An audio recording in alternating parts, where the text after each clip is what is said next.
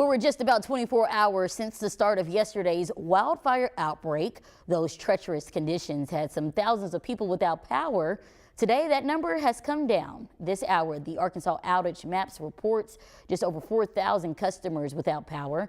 That's a significant improvement from yesterday, where the number totaled just over 22,000. Well, thank you for streaming us exclusively on THV 11 Plus. Our Weather Impact team is tracking a potential threat to the entire state. Meteorologist Tracy Bean, tell us what to expect as we continue through this Thursday.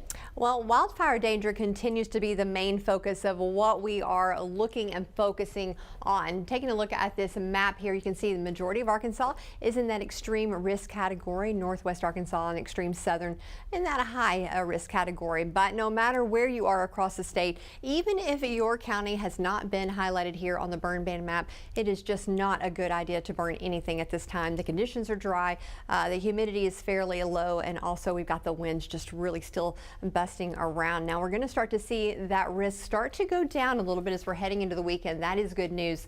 But again, today we're still talking about some very potentially dangerous situations.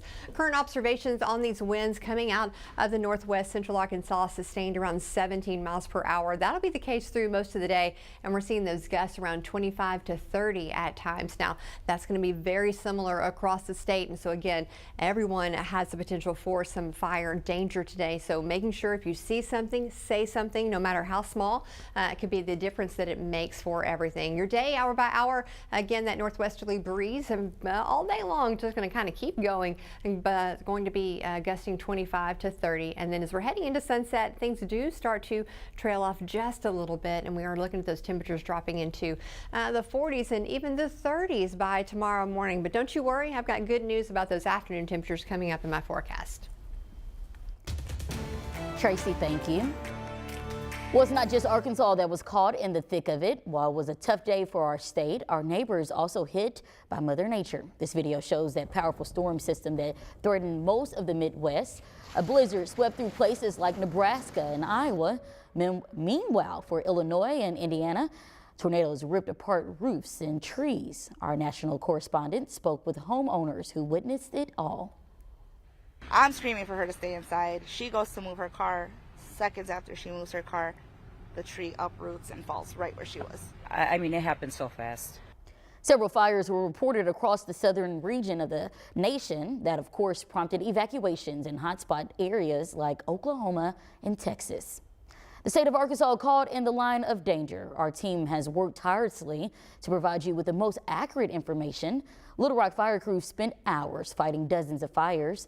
Our Catherine Rowley has information directly from authorities on how bad things got in the capital city. It's truly been a true team effort between the Little Rock Fire Department as well as the Little Rock Police Department and all the other associated representatives and team members of the city of Little Rock. Just after 1 Wednesday afternoon, calls started flooding into the Little Rock Fire Department. With high winds and dry conditions, small sparks quickly spreading. First grass and then trees went up, and in some cases, homes.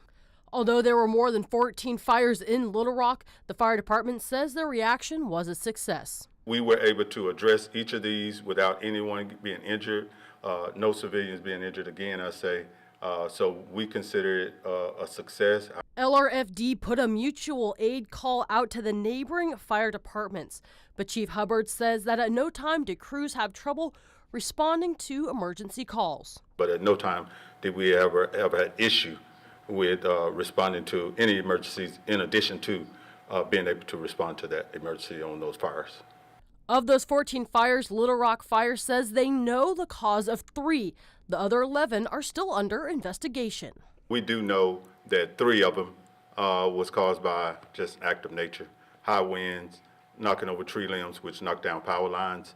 While the fires are at bay, the risk remains. High winds means there is an opportunity for downed power lines, something Chief Helton wants everyone to watch out for. Do not drive over power lines. If power lines are down, please avoid those at all costs and just let us know where they're at. The red flag warning is gone, but the burn bans remain in place, and Wednesday proved why it's important to adhere to those guidelines. But our message today is while we have a burn ban, please adhere to it. Please do not do anything reckless or careless because it could create a loss of life. In Little Rock, Catherine Rowley, THV 11 News. The dangerous winds didn't stop when you went to bed. Fire crews were dispatched to several areas in Monticello during the overnight hours. This fire caught on camera. You can see the video. Crews working to save homes along Barkdocta Road. This fire sparked up in the overnight hours. Crews managed to save a home and a large shop. However, several buildings were destroyed. Another situation in Camden. Through the night, a fire burned along Country Club Road. We got hands on this video from Drone Management Services of Magnolia. It allowed for a bird-eye view on the line of destruction. We're told it came close to the city's animal shelter. However, the facility was not in danger and the animals were relocated. We have more coverage on the devastation that happened in North Little Rock. A massive fire tore through the historic St. Joseph Center of Arkansas. Take a look at this new footage shot just this morning. It's the aftermath of what once stood as a beloved landmark. Crews first got to the scene around 5 o'clock yesterday, and this is the video that you're actually seeing. We learned the flames came from inside and grew in size.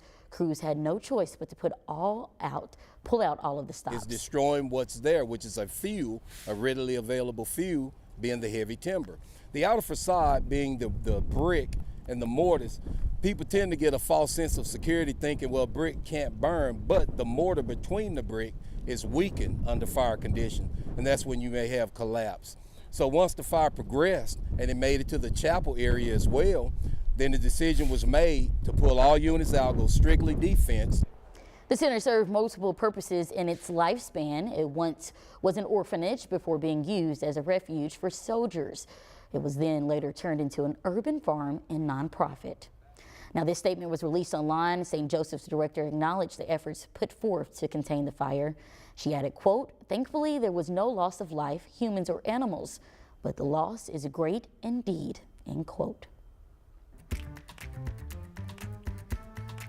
An executive order is being signed to dismantle the Department of Education. It, however, awaits widespread opposition. Natalie Brand is at the White House with new details. After weeks of talking about it, we want education to be moved back where the states run education. President Trump is expected to sign an executive order this afternoon aimed at dismantling the Department of Education, a longtime goal of conservatives. We have spent more than $3 trillion at this federal bureaucracy. What has been the return on that investment for the American taxpayer? Levels that are less than ideal, less than proficient. Eliminating the department would require congressional approval, and an administration official tells CBS News the order does not change federal student loans or Title I assistance for students from low-income families. Protect our students, protect our families. Teachers groups rallied Wednesday ahead of the executive order signing. Its estimated federal funding makes up just 10 to 14% of K-12 education, but critics of the Trump policy still worry about the potential impacts to the most vulnerable children. I think too often at the state and federal level when we're passing legislation, we don't really know the true impact of that legislation because we're not asking the teachers and educators in the trenches how that will impact them. Meanwhile, a federal judge has given the Trump administration a new deadline of this afternoon to provide more details about deportation flights to El Salvador this weekend.